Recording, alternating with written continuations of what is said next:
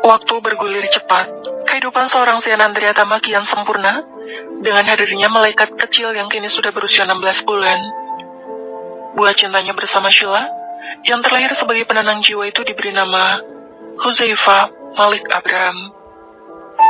Seperti yang Sheila ketahui, sang suami benar-benar menyayangi mendiang kakeknya, hingga tidak tersemat nama Sian sendiri, melainkan Ibra. Lebih baik menggunakan nama itu karena jika tidak, sudah tentu Mikael akan cemburu. Sejenak menepis tentang namanya, Huzaifa tumbuh menjadi balita yang menggemaskan dan untuk saat ini, benar-benar menjadi pengobat kerinduan keluarga Megantara pada sosok Ibra. Tumbuh sebagai anak tunggal tanpa saingan, jangan ditanya bagaimana keluarga memanjakannya. Terlebih lagi kehadiran Huzaifa adalah yang paling ditunggu oleh kedua saudara Zian. Kerap kali Lingkara dan Amira bahkan bertengkar hanya karena memperebutkan anak itu. Tingkahnya yang lucu dan menggemaskan benar-benar membuat suasana di rumah itu hidup. Tak jarang Zian kehilangan putranya setiap pulang kerja lantaran dibawa pergi tanpa izin oleh keluarganya. Ditambah lagi, anak itu bukan balita yang hanya bisa menangis. Jelas saja mereka betah. Huzaifa yang banyak bicara, meski belum benar-benar sempurna, adalah penghilang stres yang paling berguna. Namun hari ini Zian dibuat kesal lantaran pulang untuk makan siang, dia mendapati putranya tak ada di rumah. Sheila yang melihat frustrasinya sang suami, hanya bisa menghela napas pelan. Dia tidak bisa menolak kalau Mikael menjemput putranya beberapa jam yang lalu. Ditambah lagi putranya juga seolah menginginkan, dan tidak bisa menolak jika sudah melihat Mikael. Ikatan batin antara keduanya terkadang membuat Zian iri, padahal yang kerap uring-uringan sejak Sheila hamil adalah dirinya. Papa kebiasaan. Kamu juga kenapa tidak larang, sayang? Belum apa-apa Zian mendengus kesal siang ini. Nafsu makannya pergi. Sungguh, ia mendadak kenyang dadakan lantaran tidak ada sang putra yang menyambutnya. Mana bisa, kamu saja tidak berhasil, apalagi aku, ucap Sheila membela diri. Dia memang berada di posisi sulit. Hendak melarang mertuanya dia tidak mampu. Tapi jika dipersilakan, Zian tidak setuju. Terpaksa Sheila hanya merestui kepergian putranya, seraya menyiapkan susu dan makanan ketika Mikael sudah datang. Kan bisa mereka yang datang ke sini. Kenapa harus Huzaiku yang dibawa lari? Gumam Zian memijit pelipisnya.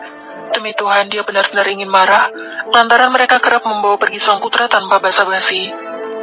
Tidak ingin membuang waktu, Zian beranjak pergi meninggalkan Sheila yang kini menatapnya penuh tanya. Sempat dia tahan lantaran belum sempat makan siang, tapi Zian memilih pergi dengan alasan masih kenyang. Oh, apa dia tidak lelah selalu begitu?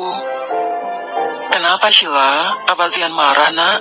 Surya yang kini sudah benar-benar membaik tetap menjadi penenang dalam rumah tangga putrinya.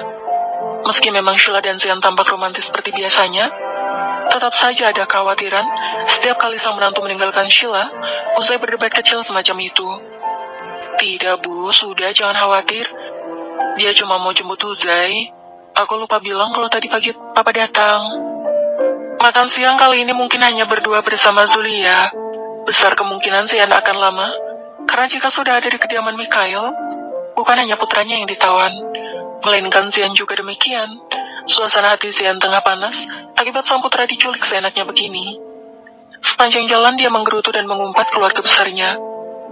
Sudah dia tegaskan pada Yuda segera nikahi Lengkara, karena hanya dengan cara itu keluarga mereka tidak haus bayi. Namun dengan alasan belum siap dan khawatir Zian amplas, akibat mendahuluinya, Yuda memilih sabar lebih dulu. Sementara di sisi lain, Sean juga sama kerasnya dan bahkan tidak memiliki keinginan untuk menikah. Dengan alasan belum menemukan tipe idealnya, memang tidak dicari tepatnya. Huzai di sini, Om. Tanya Sean begitu dia tiba di kediaman Mikael. Tentu saja, barusan pulang sama Tuan Besar. Sepertinya mereka sedang mengulang masa lalu. Jelas Bastian seadanya. Meski paham wajah Zian sama sekali tidak bersahabat, Bastian tetap menjelaskan baik-baik apa yang Mikael lakukan hari ini. Dia akui setelah kehadiran putra Zian, pria itu tampak lebih segar, bahkan tidak lagi langganan masuk rumah sakit. Papa benar-benar minta didenda sepertinya. Umpat Zian sebelum kemudian melangkah memasuki rumah utama dengan suara yang kini menggema. Huzai, pulang nak. Kedatangan Zean yang belum apa-apa sudah berteriak sedikit membuat telinga Lenggara sensitif. Dia yang sejak tadi mempercantik kuku-kukunya, sontak berdecak, dan meminta Zean menurunkan suaranya sedikit. Ia masih kecil, mana mempan diteriakin begitu. Kenapa, Spi? Papa sudah pulang atau belum sebenarnya? Tanya Zean beruntun, dan mendadak kesal pada Bastian yang kemungkinan besar telah menyampaikan informasi palsu padanya. Papa ada di kamar, tidur siang mungkin. Terus Uzai di mana? Mana mungkin dia tidur jam segini? Ucap Zean masih berkacak pinggang di hadapan adiknya. Mana aku tahu, tadi di situ nonton televisi. Mungkin ke rumah Kamika kali, dia kan memang sudah bisa jalan. Jawab Lenggara enteng sekali dan kembali duduk dengan santainya. Kalian gila. Kenapa dibiarkan berkeliaran? Sudah tahu dia baru bisa jalan. Kalau sampai ke kolam bagaimana? Jelas saja Zean murka, hingga menarik rambut Lenggara singkat sebelum kemudian kembali mencari keberadaan putranya di rumah super luas itu. Lenggara yang baru tersadar akan hal itu, jelas mendadak khawatir. Apalagi terakhir dia melihat keponakannya beberapa menit lalu di depan televisi. Aduh, tapi beneran tadi masih nonton, Kak. Apa mungkin dia masuk guci itu ya? Jangan bercanda, Kara. Sampai terjadi sesuatu pada putraku. Jangan harap calon suamimu bisa tidur nyenyak. Ancam Zean menatap tajam adiknya yang kini juga tengah berusaha mencari keberadaan sekecil itu. Kenapa Mas Yuda yang jadi sasarannya? Sudah cepat cari. Harus ketemu. Aku tidak mau tahu. Iya, datang-datang nyusahin. Dugaan Zean dan Lenggara tentang Huzaifa sedikit berlebihan. Sebenarnya wajar saja jika dia merasakan hal demikian. Hanya saja, yang terjadi justru berbeda saat ini. Langkah kecilnya mendekati Zean yang kini masih berada di atas tempat tidur. Sejak pagi pria itu belum beranjak, lantaran tubuhnya kurang fit. Astaga, Bi. Dia naik tangga sendiri. Tanya Zean yang kini tengah mengumpulkan nyawa karena memang terkejut dengan kehadiran keponakannya secara tiba-tiba. Zean yang menyadari kehadiran Rida di depan pintu, segera memastikan bagaimana bisa dia naik ke lantai 2. Khawatir saja jika benar-benar naik sendiri. Bisa dipastikan Mikael jantungan nantinya. Tidak tuan, hampir naik sendiri, tapi saya yang gendong ke atas. Napas Zean sejenak lebih lega.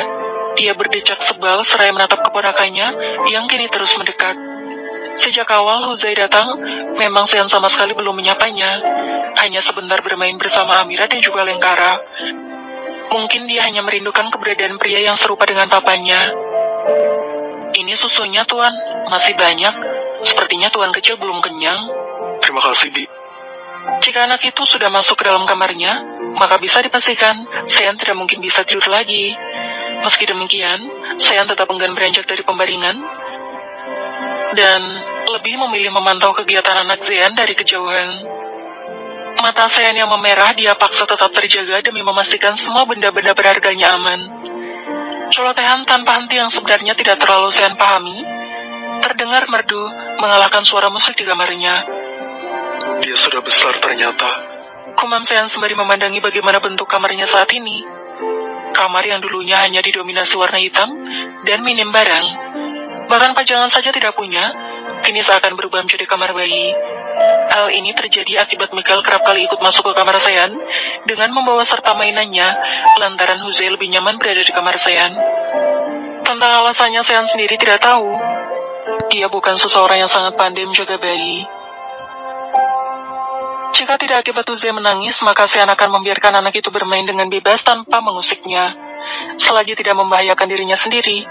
Bagi Zean tidak mengapa, lagi pula anak sekecil itu wajar saja bertindak semaunya. Contohnya saja hari ini, belum selesai lamunan Zean, dia kembali dibuat tergelitik dengan tingkah keponakannya. Lihat seberapa lama dia berusaha. Wajah Huzai yang memerah kala berusaha mengangkat dumbbell di hadapannya, membuat Zean tertawa. Tidak ada yang tidak lucu di mata Zean. Dia yang biasanya sulit tertawa seketika berbeda jika sudah berada di dekat anak ini. Huzai, kenapa? Tanya Zean masih dengan gelak tawa yang sejak tadi tidak bisa berhenti. Lihat Om, lihat Om, lihat. Dia berteriak seakan mengungkapkan penderitaannya. Tapi hingga detik ini Huzai sama sekali tidak berhenti memperjuangkan benda itu. Walau sebenarnya mustahil, anak sekecil itu mampu mengangkat beban seberat 5 kg. Berat. Tanya Sean kini menghampirinya. Walau sudah memerah, usaha Huzai tidak berhenti di situ saja. Masih berat. Huzai tersenyum lebar kala Sean membantunya mengangkat beban ini. Jelas merasa berhasil dan dia tengah membanggakan diri. Sungguh, Sean benar-benar tidak mampu menampik pesona putra Sean. Mungkin karena sejak dalam kandungan sudah direpotkan, hingga ketika dia balita. Sean merasa anak ini benar-benar pelipur laranya. Sudah ya, latihannya cukup dulu hari ini.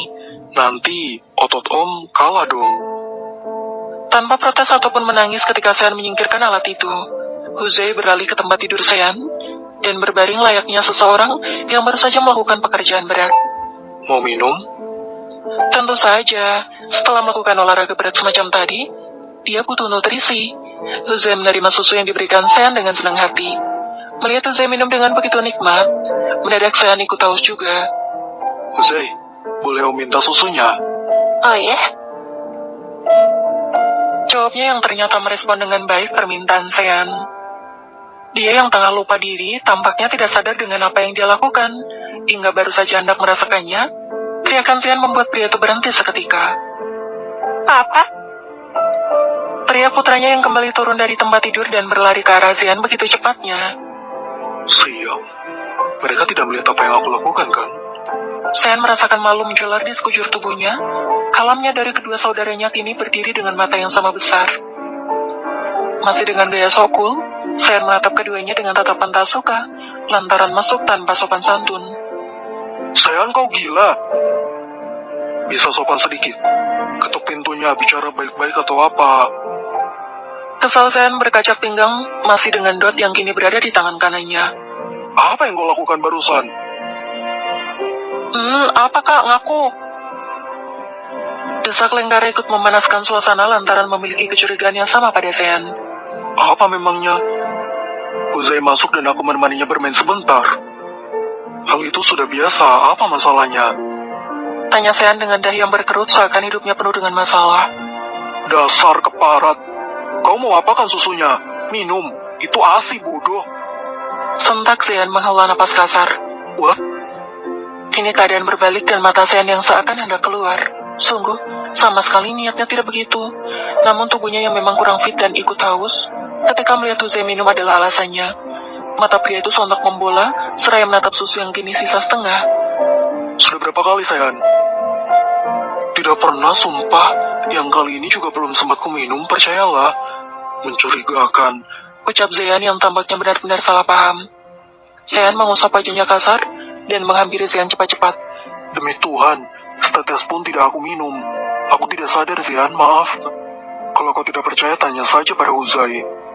Ucap Sean panik dan baru kali ini dia khawatir Zean kubur hidup-hidup. Benar begitu, sayang? Tanya Zean yang kemudian mendapat anggukan dari putranya. Entah sebenarnya mengangguk mengerti atau asal saja. Percaya kan? Tidak ingin memperpanjang masalah, Zean memilih berlalu meninggalkan Sean. Lagi pula tidak mungkin pria itu kurang akal, pikir Zean. Halah kak, mana mungkin Diam, Kara. Atau mau ku tambal pakai karet mulutmu ini, ha? Bersambung.